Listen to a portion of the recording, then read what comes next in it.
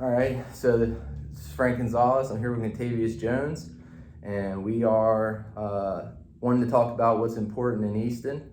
And I'd like to start off by asking you just that: what's important to you about the town?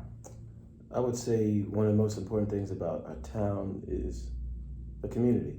Um, from the youth, obviously, to to the adults, the nonprofits, the organizations that are just centered around connecting us. I think the whole idea of community is the most important thing about our town.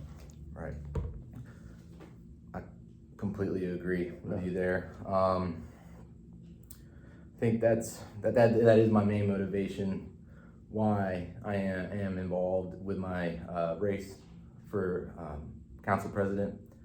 I do see the importance of being involved in the community, spending time making sure that youth do stay on the right track and that we're able to leave it better than we found it for the next generations to come. And that's what I'm looking to accomplish here.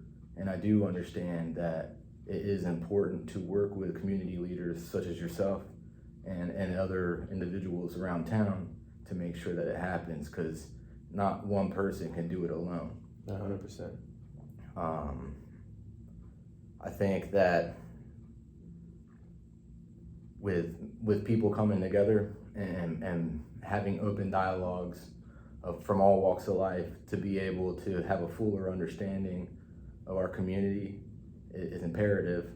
Sometimes it feels really siloed off in different parts of town, and that's something that I think together that we would be able to accomplish is by bridging that gap and pulling people together to hear what everyone thinks is important and what every need that they have to be met and how we can achieve that from the most impactful way possible for the most people possible.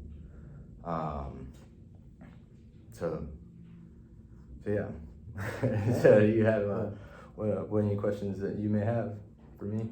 I would say, what are some of the initiatives that you want to, get involved in? So say you win a race, you get your seat.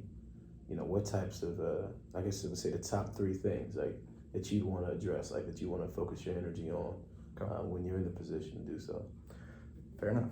Well, I would say to start, we need to address our housing problems. We have a serious shortage here. From all ranges of costs, from attainable housing to affordable housing and even low income housing and senior housing. There's a serious shortage for all demographics of life here, and a lot of people that spent their entirety here are finding it hard to remain in this town.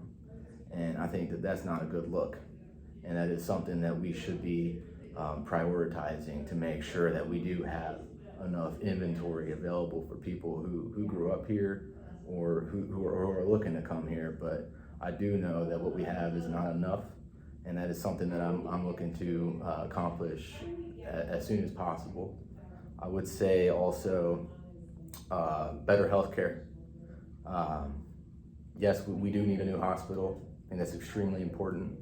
And it's more imperative than ever now to get that. But when I say better healthcare, what I'm referring to, we have a shortage of primary care physicians and specialists, and a lot of people have to go across the bridge for specific needs to be met. When I go to the doctor, I don't even see a doctor. I see a physician's assistant, and that's great, and plenty of respect for them for what they do. But I want to see a doctor. I think most people do feel that way, and I think that there are ways, classifications that we can, as a town, apply to be designated under. For example, there is I believe it's the underserved rural population designation, which the western half of this county is currently under. We would look to move the town under that, which would allow, from my understanding, doctors that come here or who are here to be able to have access into state funding that would offset monies that they don't receive because they're not across the bridge. Because at the end of the day, they're running a business. It's a numbers game, and they need more people to be able to get sales, essentially. And I think that kind of program would be something that would be probably one of the best uses of our tax dollars. And then thirdly, for me, for my priorities, fair representation. I believe that everyone's equal and that all people should be heard and should be spoken for and should be represented as such, no matter where they live or who they live with or what they pray to or not. I believe that we're all equal and that we all should be treated the same and should be represented the same.